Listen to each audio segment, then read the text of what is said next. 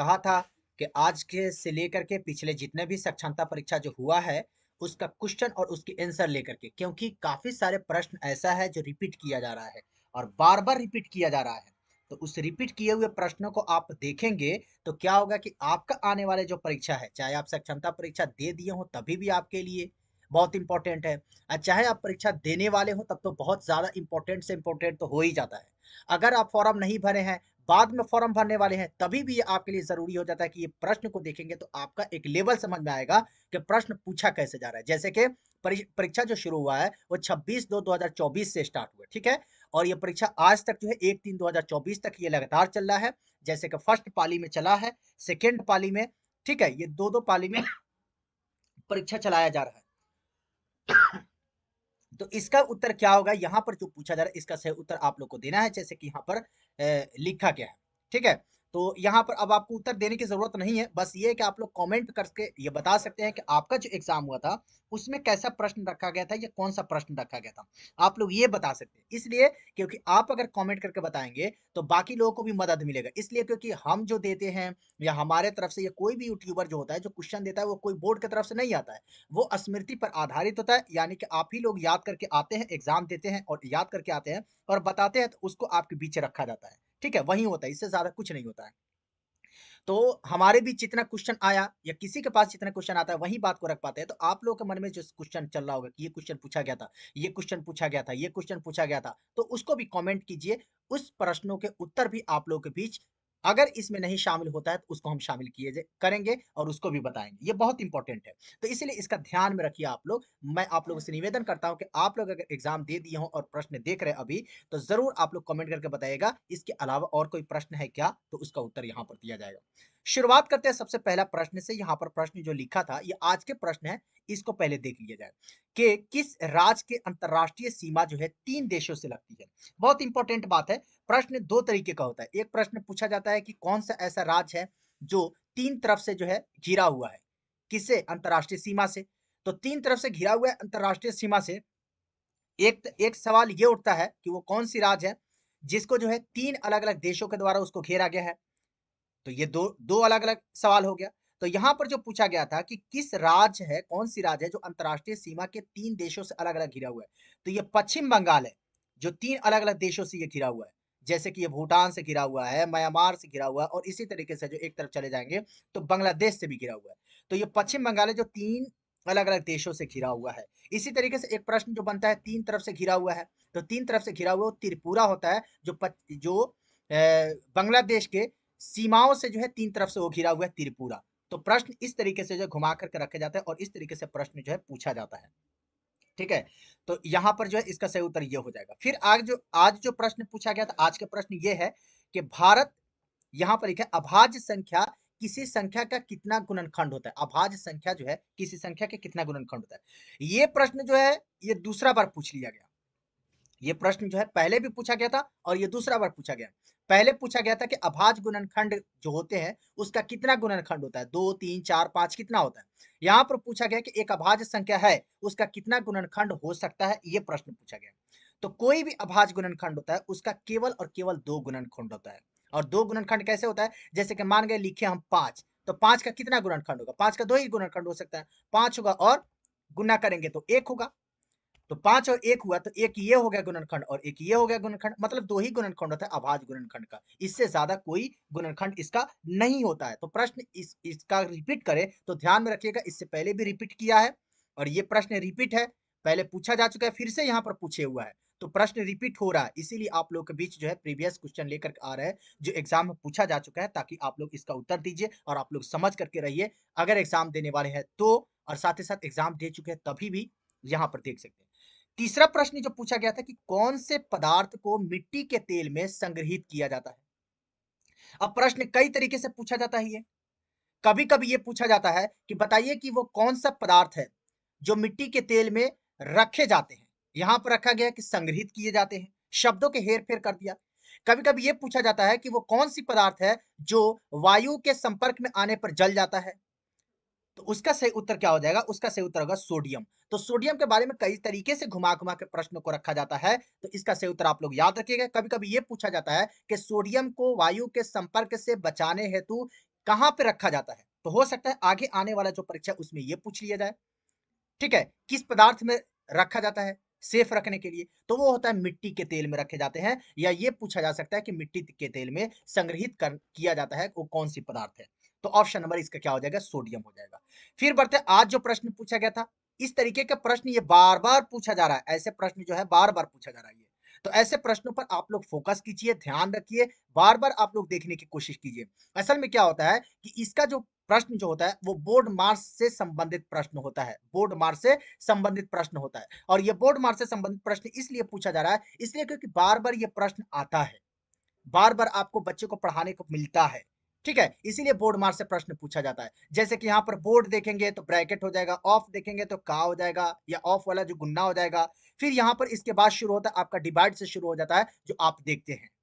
ठीक है, तो इसमें जो है वही उत्तर करने के लिए दे रहा है। जैसे कि यहाँ पर दिया गया है कि यहाँ पर -18, अगर ये -18 है और ये यहाँ पर दिया गया है कि -7 है, तो दोनों जोड़ लेंगे तो कितना होगा? तो मान लीजिए -18 में से हम 11 घटा लेते हैं, तो कितना आंसर हो जाएगा? तो -18 में से अगर 11 घटाते हैं तो इसका आंसर हो जाएगा आपका, इसका उत्तर आप लोग दीजिए, -11 इसका उत्तर हो जाएगा। ठीक है, यहाँ पर जो घटा लीजिए, एक में से एक घटा लिए, एक जीरो हो गया, और 7 8 में से जो है एक घटा लिए तो 7 बच गया। तो -7 बच गया, -7 क्या हो जाएगा? तो वो हो जाता है -14। तो इसका सही उत्तर क्या हो जाएगा? -14 इसका सही उत्तर हो जाएगा। जो लोग -14 उत्तर लगाए होंगे बिल्कुल सही उत्तर। अब यहीं पर क्या करेगा कि कभी कभी आपको यहाँ पर माइनस रखेगा। एक में क्या किया था, प्रश्न पूछ लिया गया, तो वो प्रश्न भी आप लोग देख लीजिए, मैं आप लोग को इसलिए समझा रहा हूँ। एक प्रश्न क्या पूछ लिया था, देखिए उसको क्या किया था। यहाँ पर लिख दिया था 2, ठीक है, और उसके बाद क्या किया था, यहाँ पर लिख दिया था माइनस, और फिर उसके बाद यहाँ पर लिख दिया था छोटा वाला ब्रैकेट, और फिर बगल में रखा था एक माइनस, और फिर यहाँ पर लिखा था 4। ठीक है, और इसके बाद इसको ब्रैकेट कर दिया था और कहा था इसको हल करने के लिए। इसका सही उत्तर क्या होगा? तो इसका हल ये होता है कि ये माइनस और ये माइनस दोनों दोनों मल्टीप्लाई होता है, तो वो हो जाता है प्लस, और दोनों को जोड़ेंगे तो आंसर क्या हो जाएगा? 4 और 2 6 इसका आंसर हो जाता है। तो इस तरीके से आंसर जो है चेंज होते रहता है, बदलते रहता है, प्रश्न को ऐसे ऐसे घुमा करके पूछे जाते रहता है। तो थोड़ा सा इस पर आप लोग नजर रखिए, मैं आप लोगों से निवेदन करता हूं कि ऐसे ऐसे प्रश्नों पर नजर रखिए, ब्रैकेट वाले प्रश्नों पर नजर रखिए। ये गनीमत कहिए कि आप लोगों से जो प्रश्न पूछा जा रहा है, केवल यहाँ पर स्मॉल ब्रैकेट वाला प्रश्न पूछा जा रहा है। कभी अगर बड़ा ब्रैकेट वाला अगर प्रश्न पूछा जाने लगे तब तो और हार्ड हो जाता है, लेकिन केवल और केवल अब तक जो प्रश्न पूछा गया वो सब के सब स्मॉल ब्रैकेट वाला प्रश्न पूछा जा रहा है, जो आसान है एक तरीके से। फिर यहाँ पर पूछा गया है, यहाँ पर कार के दाम, प्रश्न लिखा गया था, आज ही का ये प्रश्न है, कार के दाम अगर 75,000 है और 5% को उसमें वृद्धि हो जाता है, तो बताइए कि अब कार का दाम कितना हो जाएगा? तो 75% है और 5% की वृद्धि कर दिया जाए तो कार का दाम कितना हो जाएगा? तो आप खुद ही इसमें देख सकते हैं कि कुछ मत कीजिए, इसमें 100 से भाग कर दीजिए और 5 से गुना कीजिए, कितना आंसर आता है? तो वो आपका वृद्धि हो जाएगा। फिर उसके बाद क्या कीजिए, 75,000 जो दिया गया है उसमें आप जोड़ दीजिए, उसका आंसर आ जाएगा। तो इसका कमेंट करके आप लोग इसका उत्तर दीजिएगा, इसका उत्तर आप लोग जो है क्या दे पाते हैं, देखते हैं आप लोग जो है इसमें कितना लोग इसका सही उत्तर दे पाते हैं जो यहाँ पर पूछा गया है। ठीक है, इसका उत्तर आप लोग कमेंट बॉक्स में दीजिएगा, हम इंतजार कर रहे हैं, आप लोग कमेंट बॉक्स में इसका उत्तर दीजिए, ये 6 नंबर वाले का। फिर बढ़ते हैं, और क्या प्रश्न रखा गया था आज के, तो यहाँ पर देख सकते हैं कि विद्युत धारा किस ओर प्रभावित होता है, तो ये भी प्रश्न पूछा गया था। ये भी प्रश्न पहले पूछा गया है कि विद्युत धारा के एसआई मात्रक क्या होता है, ये प्रश्न पूछा गया है, जिसका एसआई मात्रक एम्पियर होता है। तो इसको ध्यान में रखिएगा आप लोग, हम आप लोगों से निवेदन करते हैं कि विद्युत धारा से संबंधित या एसआई मात्रक से संबंधित भी प्रश्न पूछे जा रहे हैं, कंटिन्यू पूछा जा रहा है। ठीक है, अब यहाँ पर जो पूछा गया इसका क्या होगा, लिखा है कि उच्च विभव से निम्न विभव की तरफ जो है विद्युत धारा की प्रवाह होती है, और इसका एसआई मात्रक क्या होता है, तो इसका एसआई मात्रक जो है एम्पियर होता है। ठीक है, तो अब ये कंफर्म हो गया, आप लोग इसको ध्यान में रखिएगा। फिर बढ़ते हैं, यहाँ पर प्रश्न आज पूछा गया था, गोलकुंडा किस जिला में है, ये किला लिखा गया है, गोलकुंडा का किला जो है कहाँ है, बिल्कुल सही है, गोलकुंडा का किला कहाँ है, ये प्रश्न पूछा गया था। ठीक है, तो इसका सही उत्तर हो जाएगा आपका यहां पर, चार मीनार, तेलंगाना, हैदराबाद। ठीक है, तो तेलंगाना पड़ता है जिसकी राजधानी हैदराबाद है। तो चार मीनार भी यहीं पाए जाते हैं, और जबकि जो है गोलकुंडा पूछा, तो हो सकता है आज गोलकुंडा पूछा है, कल चार मीनार पूछ ले, क्या पता कल चार मीनार पूछ ले। तो इसका सही उत्तर क्या हो जाएगा, तेलंगाना याद रखिएगा, चार मीनार से जुड़ा हुआ भी याद रखिएगा, हो सकता है कि कल पूछ ले कि चार मीनार कहां पर है, किस जगह पर है, अगर आज गोलकुंडा पूछा है तो। इस तरीके से आपसे पूछा जा सकता है हवा महल कहां पर है। ठीक है, तो थोड़ा सा इसके बारे में पढ़िए, ताजमहल कहां पर है, लाल किला कहां पर है? वैसे ये बहुत आसान प्रश्न है, लेकिन आसान प्रश्न पूछा जा रहा है और इसी में लोग फंस रहे हैं।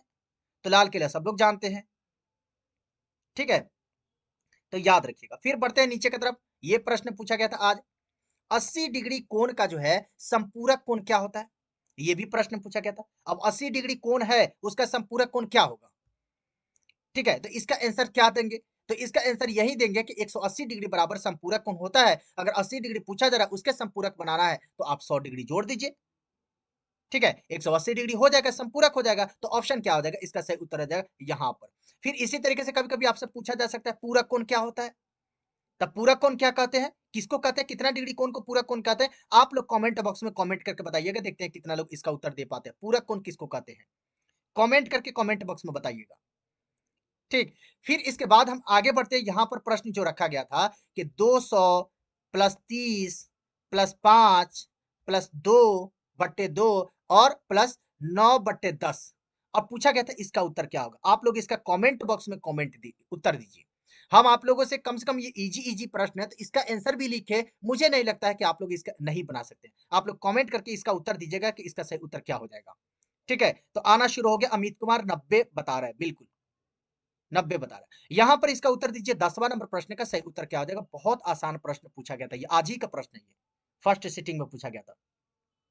यहां पर पूछा गया है कि भोला चौरसिया 800 डिग्री था। अच्छा, 800 डिग्री था, तो 80 डिग्री को 800 कर लीजिए, 180 डिग्री का फिर उसको जो है मल्टीप्लाई कर लीजिए 10 से, कितना हो जाएगा? 1800 हो जाएगा। घुमा फिरा के वही हुआ, 1000 हो गया। अगर ऑप्शन 1000 दिया होगा तो उत्तर 1000 दीजिएगा। ठीक है, यहां पर पूछा गया है कि कड़वा स्वाद जीभ के किस भाग से होता है? जीभ के किस भाग से जो है कड़वा स्वाद होता है, कड़वा स्वाद मिलता है? तो जीभ का जो पिछला भाग है उससे कड़वा स्वाद मिलता है। ठीक है, तो ये तो आसान प्रश्न है, और ये प्रश्न दोबारा दोबारा पूछा गया, ये रिपीट प्रश्न है, ये कड़वा स्वाद वाला रिपीट प्रश्न है। पहले भी पूछा गया था और फिर पूछा गया है।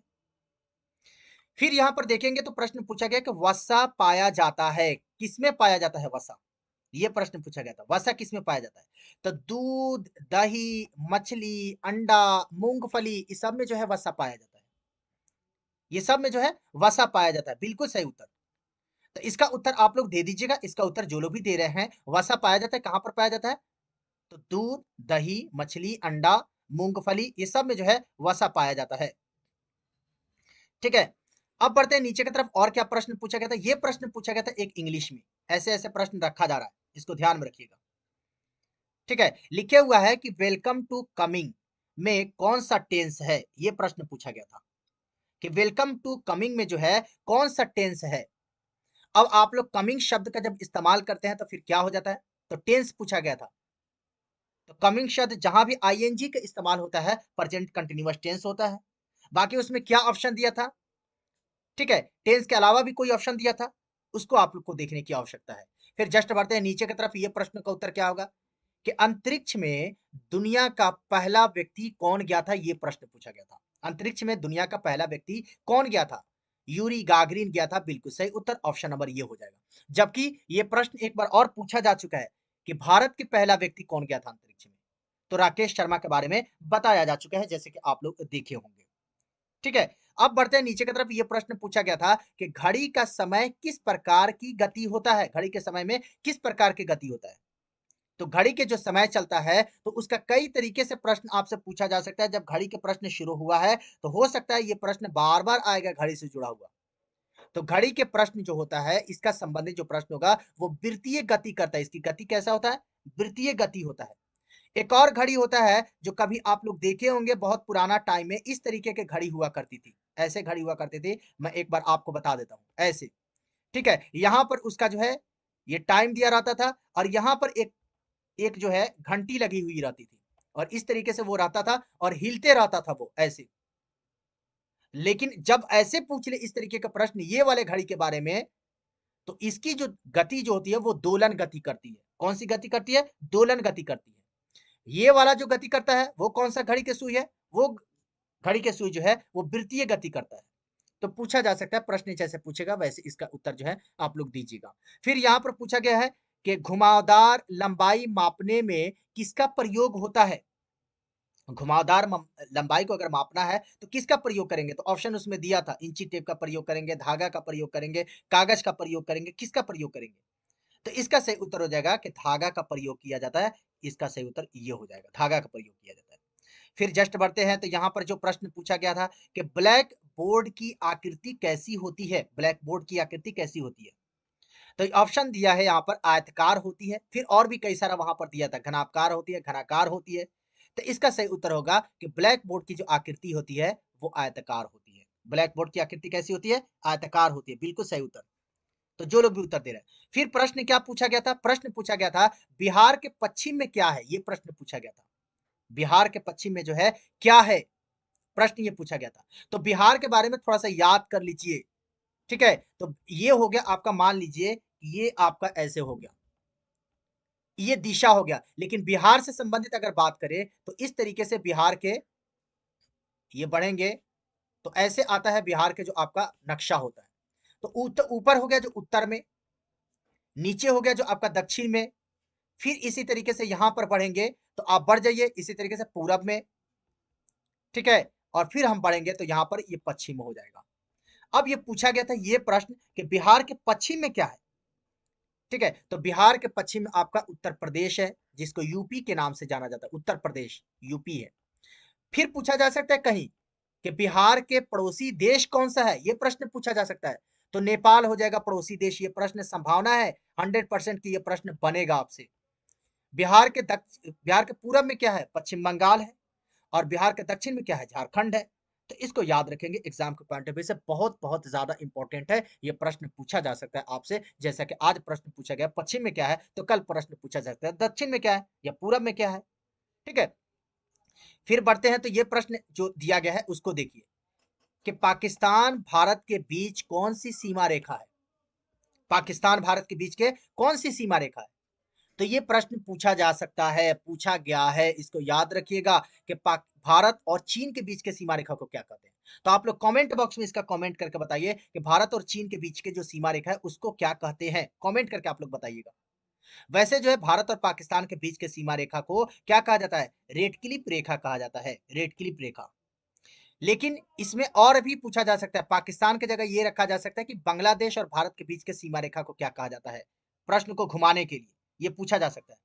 तो बांग्लादेश और भारत के बीच के सीमा रेखा को भी रेड क्लिप रेखा कहा जाता है। क्यों कहा जाता है? इसलिए क्योंकि बांग्लादेश जो है 1971 के बंटवारा से पहले पाकिस्तान का ही हिस्सा हुआ करता था। जब भारत और पाकिस्तान विभाजित हुआ तो उसके जो लाइनिंग थी, जितने भी पाकिस्तान का क्षेत्र था, सभी लाइनिंग को रेड क्लिप रेखा नाम दिया गया।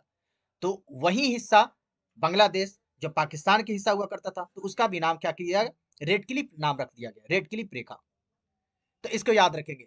फिर जो प्रश्न आज पूछा गया था इसको ध्यान में रखेंगे। फिर एक और बात को ध्यान में रखिएगा, भारत और अफगानिस्तान के बीच के सीमा रेखा को क्या कहते हैं? डुरांड रेखा कहा जाता है, पूछा जा सकता है आपसे, ठीक है? तो इसको ध्यान में रखिएगा आप लोग, रेड क्लिप रेखा, डुरांड रेखा। फिर आगे बढ़ते हैं, यहां पर प्रश्न पूछा गया कि विश्व में दाल के उत्पादन और उपभोक्ता में प्रथम स्थान कौन रखता है? विश्व में दाल के उत्पादन और उपभोक्ता में प्रथम स्थान कौन रखता है? तो इसका क्या हो जाएगा? तो इसका सही उत्तर हो जाएगा चीन। दाल के उत्पादन में जो है, उपभोक्ता में प्रथम स्थान कौन सा रखता है? तो वो चीन रखता है, जबकि दूसरे स्थान पर भारत का स्थान है। तो हो सकता है ये पूछा जाए आपसे, ये कहा जाए आपसे, ठीक है? फिर आगे बढ़ते हैं, यहां पर लिखे हुआ है कि जलियांवाला बाग हत्याकांड कब हुआ था? ये प्रश्न पूछा जा सकता है कि जलियांवाला बाग जो है हत्याकांड कब हुआ था, ठीक है? तो इसका सही उत्तर हो जाएगा 13 अप्रैल 1919 ईस्वी को जो है जलियांवाला बाग हत्याकांड हुआ था, 13 अप्रैल 1919 को। आगे बढ़ते हैं, यहां पर प्रश्नों को उत्तर आप लोग को देना है कि पृथ्वी के 30% भाग पर क्या है? यह प्रश्न पूछा गया था कि पृथ्वी के 30% भाग पर क्या है? तो इसका सही उत्तर हो जाएगा भूमि पठार है, भूमि और पठार। पृथ्वी के 30% भाग पर, इस पर आपका पहाड़ भी यानी कि सभी आ जाएगा इस पर। और लगभग 70% भाग पर या 71% भाग पर जो ये पाया जाता है कि जल है। फिर ये पूछा गया था कि भरतपुर कहाँ है? ये प्रश्न पूछा गया था, भरतपुर कहाँ है? तो इसका सही उत्तर होगा भरतपुर जो है ये राजस्थान में है। ऑप्शन नंबर इसका सही उत्तर यही लगाकर आए होंगे, आप लोगों से पूछा गया होगा तो। ठीक, फिर प्रश्न पूछा गया था कि अखिल भारतीय ट्रेड यूनियन का गठन कब हुआ था? अखिल भारतीय ट्रेड यूनियन का गठन कब हुआ था, यह प्रश्न पूछा गया था। तो 1920 ईस्वी में अखिल भारतीय ट्रेड यूनियन का गठन हुआ था। इसको याद रखेंगे आप लोग, एग्जाम का पॉइंट ऑफ व्यू से बहुत इंपॉर्टेंट है। प्रश्न पूछा गया है कि किस समझौता के तहत भगत सिंह, सुखदेव, राजगुरु को फांसी दिया गया था? कौन से समझौता के तहत? तो यहां पर इसका उत्तर क्या होगा? समझौता पूछा गया था, सॉरी, हमने यहां पर लिख दिया है कि किस समझौता के तहत जो है भारत भगत सिंह, सुखदेव और राजगुरु को फांसी दिया गया था। इसका उत्तर क्या होगा? वैसे जो है भगत सिंह, सुखदेव और राजगुरु को जो फांसी दिया गया था वो 23 मार्च 1931 ईस्वी को दिया गया था। किस समझौता के तहत भगत सिंह, सुखदेव, राजगुरु को फांसी दिया गया था? तो इसका उत्तर आप लोग क्या क्या लगाए हैं, आप लोग कमेंट बॉक्स में इसका उत्तर दीजिएगा। ठीक है, कमेंट बॉक्स में जो है इसका उत्तर दीजिएगा। वैसे इसका सही उत्तर जो होगा वो 23 मार्च 1931 ईस्वी के भगत सिंह, सुखदेव और राजगुरु को फांसी दिया गया था। वो गांधी इरविन समझौता के तहत ये पाया जाता है। वैसे आप लोग इसका कमेंट बॉक्स में दीजिएगा, क्या ऑप्शन ये दिया था कि नहीं, गांधी इरविन समझौता, ये ऑप्शन दिया था कि नहीं दिया था, आप लोग कमेंट बॉक्स में जरूर बताइएगा। फिर बढ़ते हैं नीचे की तरफ। वो प्रश्न क्या पूछा गया था कि मिट्टी में कितना पोषक तत्व मिलता है? मिट्टी में जो है कितना पोषक तत्व होता है, ये वही प्रश्न पूछा गया था। इसका भी उत्तर आप लोग को बताना था। ठीक, तो इसका सही उत्तर हो जाएगा, मिट्टी में जो है पोषक तत्वों की संख्या होती है वो 16 पोषक तत्व पाए जाते हैं मिट्टी में, 16 पोषक तत्व होता है। आगे जो प्रश्न पूछा गया था कि कौन सा राज्य पर्यटन के लिए स्मार्ट कार्ड लॉन्च किया है, ये भी प्रश्न था। कौन सा राज्य जो है पर्यटन के लिए स्मार्ट कार्ड लॉन्च किया है? तो वो है राजस्थान, जो स्मार्ट कार्ड लॉन्च किया सबसे पहले। किस राज्य में जो है छत पर जल संचयन के कानून लागू किया गया है? जल संचयन के लिए जो है किस राज्य में जो है छत पर जो है जल संचयन करने के लिए एक कानून लागू किया गया है? तो इसका सही उत्तर हो जाएगा तमिलनाडु। और इसका सही उत्तर होगा तमिलनाडु। ऑप्शन दिया भी होगा, आप लोग उत्तर दिए होंगे, आप लोग इसका सही उत्तर तमिलनाडु। ठीक है, अब यहां पर पूछा गया है, इसका क्या होगा? लिखा गया है कि मछली को घरों में सुंदरता के लिए पाला जाता है, उसे क्या कहते हैं? मछली के घरों में जो है सुंदरता के लिए पालते हैं, उसको क्या कहते हैं? तो फिश एक्वेरियम उसको कहा जाता है, फिश एक्वेरियम। ये ऑप्शन जरूर दिया होगा, आप लोग इसका उत्तर दिए होंगे। फिर यहां पर पूछा गया था कि सुभाष चंद्र बोस सोवियत संघ किस रास्ते से गए हुए थे? सुभाष चंद्र बोस जो है सोवियत संघ किस रास्ते से गए थे? ठीक है, इसका क्या होगा? सुभाष चंद्र बोस जो है सोवियत संघ किस रास्ते से गए थे? तो इसका हो जाएगा अफगानिस्तान के रास्ते से गए थे। वैसे आप लोग इसका देखिएगा, हमारे हिसाब से हमने इसका उत्तर दिया अफगानिस्तान के रास्ते से गए थे, क्योंकि सोवियत संघ उस वक्त जो है काफी दूर तक फैली हुई थी और उस वक्त अफगानिस्तान पर आक्रमण था, एक तरीके से अधिकार था। किसका? वो सोवियत संघ का। तो अफगानिस्तान के रास्ते गए थे, इसका उत्तर। फिर पूछा गया था प्रश्न की 2020 में जो है सबसे ज्यादा रन बनाने वाला टीम कौन सा बन गया है? 2020 में सबसे ज्यादा रन बनाने वाला टीम कौन सा बन गया है? ठीक है, तो इसका सही उत्तर हो जाएगा भारत बन गया है। भारत इसका सही उत्तर हो जाएगा, भारत बन गया है। पूछा गया था कि चौरा चौरी कांड कब हुआ था? ये भी प्रश्न था कि चौरा चौरी कांड कब हुआ था? तो 4 फरवरी 1922 ईस्वी को चौरा चौरी कांड हुआ था। प्रश्न पूछा गया था, पूछा जा सकता है आपसे कि असहयोग आंदोलन कब हुआ था? ठीक है, असहयोग आंदोलन जो है कब हुआ था? तो प्रश्न का उत्तर आप लोग दीजिएगा 1922 ईस्वी में। और असहयोग आंदोलन किसके कारण स्थगित किया गया था? कहीं ये प्रश्न पूछा जा सकता है आप लोगों से, तो ध्यान में रखिए, चौरा चौरी कांड के कारण स्थगित किया गया था। असहयोग आंदोलन को कब स्थगित किया गया था? तो 1922 ईस्वी में स्थगित किया गया था। तो ये प्रश्न कहीं से भी कहीं घुमा घुमा के पूछा जा सकता है, तो ध्यान रखिएगा। चावल के उत्पादन करने वाला दूसरा सबसे बड़ा देश कौन सा है? ये भी प्रश्न था, चावल का उत्पादन करने वाला दूसरा सबसे बड़ा देश। तो इसका सही उत्तर हो जाएगा भारत जो है दूसरा सबसे बड़ा देश है, जबकि चीन पहले स्थान पर आता है चावल उत्पादन करने वाले देशों की संख्या में। आगे बढ़ते, ये प्रश्न पूछा गया था, वो भी देख लीजिए कि किस राज्य में जो है हर घर के छत पर पानी इकट्ठा करने की योजना चलाई जा रही है? ये प्रश्न दो दो बार पूछ लिया गया, ध्यान रखिएगा। कब का कौन सिटिंग का एग्जाम है? यहां पर जो है किस राज्य में हर घर के छत पर पानी इकट्ठा करने की योजना चलाई गई है? तो ये प्रश्न दो दो बार ये पूछ लिया गया, पहले भी पूछा गया, फिर से पूछा गया है। तो ऑप्शन इसका सही उत्तर होगा तमिलनाडु के द्वारा, तमिलनाडु। प्रश्न पूछा गया था कि मंगल पांडे फिल्म में मंगल पांडे की भूमिका किस अभिनेता ने निभाई है? अब यहाँ पर जो है पूछा कुछ और है, आंसर कुछ और है। हमारी टीम के काम देखिए। मंगल पांडे, इसका उत्तर आप लोग बताइएगा। जो प्रश्न पूछा गया है कि मंगल पांडे फिल्म में मंगल पांडे की भूमिका किस अभिनेता ने निभाई है? इसका सही उत्तर आप लोग को देना है कि इसका सही उत्तर क्या होगा जो आप लोग दे रहे हैं। ठीक है।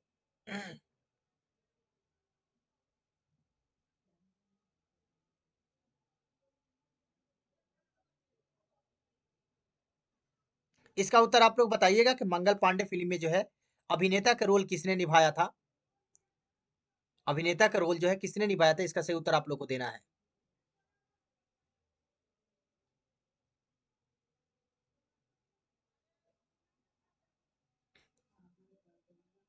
यहाँ पर आंसर नहीं लिखा है, इसका आंसर आप लोग दीजिए। वैसे जो है मंगल पांडे को जो फांसी दिया गया था वो 8 अप्रैल 1857 ईस्वी को मंगल पांडे को फांसी दी गई थी। मंगल पांडे को फांसी कब दी गई थी? 8 अप्रैल 1857 ईस्वी को मंगल पांडे को फांसी दी गई थी। फिर प्रश्न यहाँ पर है कि भरतपुर अभ्यारण्य कहाँ है? भरतपुर अभ्यारण्य कहाँ है? आमिर खान यहाँ पर उत्तर आया रहा है, आमिर खान। बिल्कुल। मंगल पांडे मूवी में जो है मंगल पांडे के रोल किसने निभाया? तो ऑप्शन क्या हो जाएगा? आमिर खान। उत्तर आना शुरू हो गया, आमिर खान। बिल्कुल सही उत्तर। अब बढ़ते हैं नीचे। इसका उत्तर क्या होगा कि भरतपुर अभ्यारण्य ये कहां पर है? ये प्रश्न पूछा गया था। तो भरतपुर अभ्यारण्य जो है ये राजस्थान में है। भरतपुर अभ्यारण्य कहां पर है? राजस्थान में। और भी प्रश्न पूछा गया था, वो भी प्रश्न को देख लिया जाए। यहां पर कई सारे प्रश्न पूछा गया था। लिखा है कि किसान सभा कब हुआ था? किसान सभा जो है कब हुआ था ये? तो 1936 ईस्वी में किसान सभा हुआ था। ये प्रश्न पूछा गया था। फिर प्रश्न पूछा गया था कि ओलंपिक के तर्ज पर भारत में प्रथम आधुनिक राष्ट्रीय खेल कब शुरू किया गया? ओलंपिक के तर्ज पर भारत में प्रथम आधुनिक राष्ट्रीय खेल कब शुरू किया गया था? तो इसका उत्तर आप लोग क्या बता सकते हैं? देखते हैं क्या इसका उत्तर दे पाते हैं। तो इसका सही उत्तर हो जाएगा 1896 ईस्वी में शुरू किया गया था। ये 26 तारीख के प्रश्न है। 26 तारीख को जो प्रश्न पूछा गया था वो प्रश्न अब यहां से शुरू हो गया। ठीक है। फिर आगे के प्रश्न क्या पूछा गया था कि भारत की सबसे पुरानी पर्वत श्रृंखला कौन सी है? ये भी प्रश्न पूछा गया था कि भारत की सबसे पुरानी पर्वत श्रृंखला कौन सी है? तो ऑप्शन इसका सही उत्तर हो जाएगा अरावली पहाड़ी जो है ये पर्वत श्रृंखला भारत की सबसे पुरानी पर्वत श्रृंखला के रूप में जाना जाता है। प्रश्न ये पूछा गया था कि रहमत अली चौधरी ने किस शब्द का इजाद किया था? तो रहमत अली चौधरी ने उसी पाकिस्तान शब्द का इजाद किया था जिसके लिए मुस्लिम लीग का गठन हुआ। मुस्लिम लीग का गठन कब हुआ था? इसका उत्तर आप लोग कमेंट बॉक्स में दीजिएगा क्योंकि ये प्रश्न पूछा भी गया, पूछा भी जा सकता है बाद में। ठीक है। इसका क्या होगा कि रहमत अली चौधरी ने किस शब्द का इजाद किया था? तो ऑप्शन इसका सही उत्तर क्या होगा? यहां पर प्रश्न कहा जा रहा है कि परमाणु बम कब गिराया गया था, यह पूछा गया था आज। तो परमाणु बम कब गिराया गया था यह प्रश्न पूछा गया था। तो आप खुद समझिए कि द्वितीय विश्व युद्ध कब समाप्त हुआ था? 1939 से लेकर के कब तक द्वितीय विश्व युद्ध चला था? और जब परमाणु बम गिराया गया उसी के बाद जो है द्वितीय विश्व युद्ध खत्म हो गया था। जापान पर गिराया गया था, हिरोशिमा और नागासाकी। ठीक है। 1906 यहां पर उत्तर दिया जा रहा है, 1906 में। यहां पर पूछा जा रहा है परमाणु बम कब गिराया गया था, यह प्रश्न पूछा गया था, परमाणु बम। तो यहां पर प्रश्न का उत्तर क्या होगा कि रहमत अली चौधरी ने किस शब्द का इजाद किया था? पाकिस्तान शब्द। पाकिस्तान हो जाएगा इसका शब्द। वही पाकिस्तान जिसके लिए जो है मुस्लिम लीग का गठन हुआ था, जिसके गठन जो है आगा खान के द्वारा किया गया था, ढाका में किया गया था इसका गठन। ठीक। फिर प्रश्न यहां पर है कि फ्रांसीसी क्रांति का प्रमुख नारा क्या था? यह भी प्रश्न पूछा गया था, फ्रांसीसी क्रांति का प्रमुख नारा क्या था?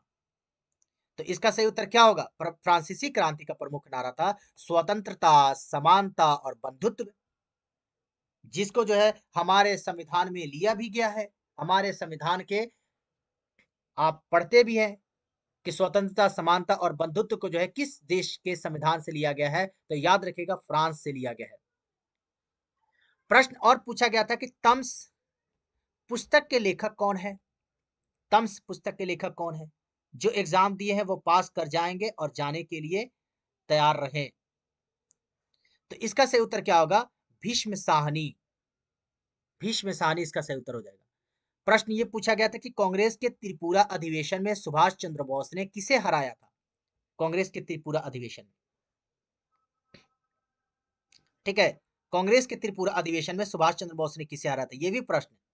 तो इसका सही उत्तर पट्टाभी सीतारामैया, ये प्रश्न पूछा गया है। मुस्लिम लीग का गठन जो है कब हुआ? मुस्लिम लीग का गठन, तो इसका सही उत्तर हो जाएगा 1906 ईस्वी में मुस्लिम लीग का गठन हुआ था। मैं फिर से बता रहा था ना, ये प्रश्न पूछा जा चुका है, मैं उसी उसी वक्त बता रहा था। मुस्लिम लीग से जुड़ा हुआ पाकिस्तान शब्द का नाम किसने दिया, कभी पूछा जा सकता है, कभी आपसे पूछा जा सकता है मुस्लिम लीग का गठन किसने किया था। तागा खान नाम याद रखिएगा।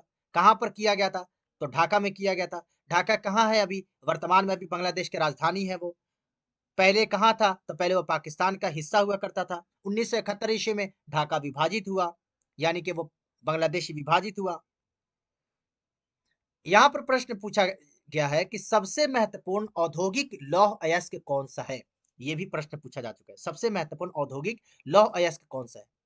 तो इसका सही उत्तर होगा हेमेटाइट, ठीक है, हेमेटाइट इसका सही उत्तर हो जाएगा। फिर प्रश्न पूछा जा चुका है कि सागरमाला केंद्रीय मंत्रालय किससे संबंधित है? यह प्रश्न पूछा जा चुका है, सागरमाला केंद्रीय मंत्रालय ये किससे संबंधित है? तो इसका सही उत्तर हो जाएगा जहाज रानी मंत्रालय से ये संबंधित है। ये प्रश्न पूछा जा चुका है, जहाज रानी मंत्रालय से। प्रश्न और पूछा गया था कि भारत और नेपाल के बीच सीमा बनाने वाली नदी कौन सी है? तो भारत और नेपाल के बीच जो सीमा बनाती है उस नदी को किस नाम से जाना जाता है? तो उसका नाम है काली नदी, काली नदी उसका नाम है। फिर पूछा गया था कि गांधी इरविन समझौता के बाद किसे फांसी दिया गया था? गांधी इरविन समझौता के बाद, ऊपर ही प्रश्न हो चुका है, देखिए यहाँ पर आंसर कुछ और दिया गया। वैसे गांधी इरविन समझौता याद रखेगा 5 मार्च 1931 ईस्वी को गांधी इरविन समझौता हुआ था।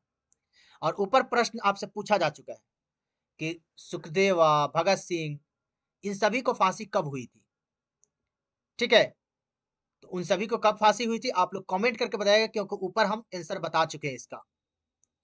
और इसी समझौता के बाद जो उनकी फांसी हुई थी। तो ये प्रश्न जो है एक तरीके से देखिए कि घुमा घुमा के प्रश्न रख दिया, कभी प्रश्न ये रखा तो कभी प्रश्न वो रख दिया।